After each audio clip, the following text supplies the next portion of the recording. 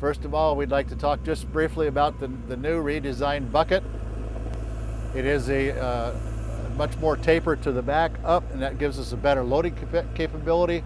The bucket loads faster. Along with that, I'd like to introduce you to the front bucket edge. It's always pre-drilled from the factory. That allows us the ability to interchange or replace the three-piece replaceable cutting edge, or put teeth and segments on. And now look at the heel of the bucket. Those are also replaceable heel pads to fully protect the underside of the bucket from as much wear as possible. What Jim's going to do now is he's going to position the machine to the side so we can get a nice side profile. We'll talk about some other optional features first of all, and one is hydraulic reversing fan. Watch the flags on the side of the machine as Jim presses the button for the reversing fan. Look at the flags come out. And this is an excellent application for that dusty, dirty environment, to blow that dirt and debris off of the coolers to optimize the cooling efficiency of the machine.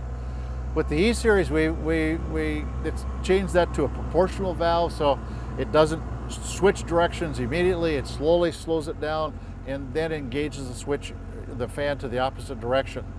Also added an auto reversing fan option to the E-Series, to the 821E, that automatically, approximately every 30 minutes, that fan will reverse. Along with that, a thermostatically controlled fan. So again, maximizing engine horsepower, putting it to the loader, putting it to the tires. Now we're going to talk about the reversing fan was optional. The height control, some standard features on the case E-Series wheel loaders. There's a proximity switch on the other side of the machine. It kicks out at a predetermined height. Jim right now went to what we call return to travel position. That is where the bucket stops 1 to 3 feet before it hits the ground. Again, maximizing operators' efficiencies, allowing the operator to pay more attention to where the machine is being driven, placed to, versus what's happening with the machine. We'll do that one more time, Scott.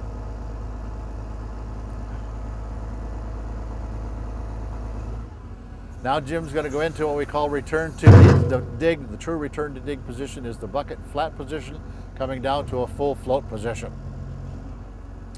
Jim's now going to go into what we call our standard shuttle switch, located either on the single lever on top, or in this situation with the 2-lever, 3-lever joysticks controls. There's a switch to the side, and he's engaging forward, neutral, reverse. Again, maximizing operators' proficiencies, allowing the left hand to stay on the steering wheel, the right hand on the loader valve, the loader handles, and with your hand activating forward, neutral, reverse. Now what Jim's going to do is he's going to show us the 40-degree center articulation.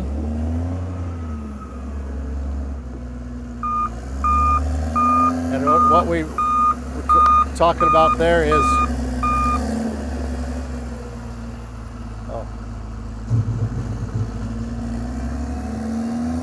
he's doing something different.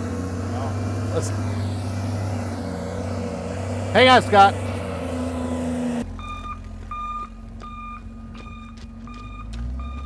We'll do the same thing, but we'll just, so I get my narration right, he's just going to back out.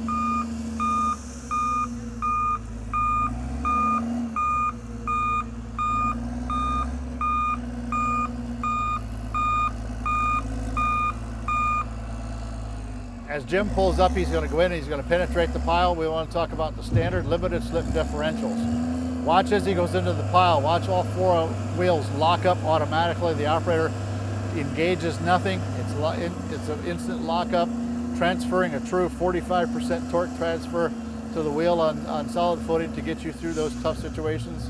In this situation, it automatically locks up to give you that aggressive push to that pile. And now Jim is on top of the pile. He's showing us the departure angle to the back of the machine, a true 34-degree angle. Excellent stockpiling machine. So you can get up and do some excellent steep stockpiles.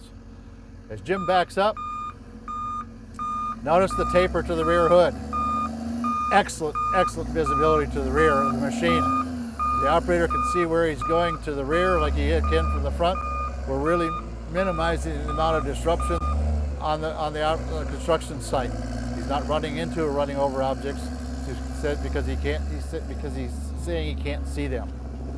40-degree center articulation, and that is a true 40-degree center articulation, meaning we get that tight turn.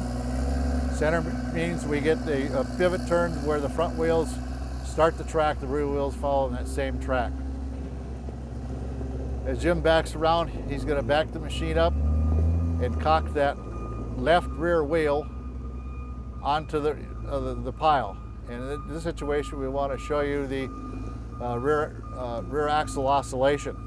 It's a true 24 degrees of total oscillation. Look at how high that left rear tire is. The bucket is still flat on the ground. The reason for that is if we can keep all 4 tires in contact with the ground, we can maintain that drive, maintain that push to fill the bucket, to backfill the trench, to load the truck. Productivity is what it's all about. Thanks, Jim. Appreciate that. That is the new 821E.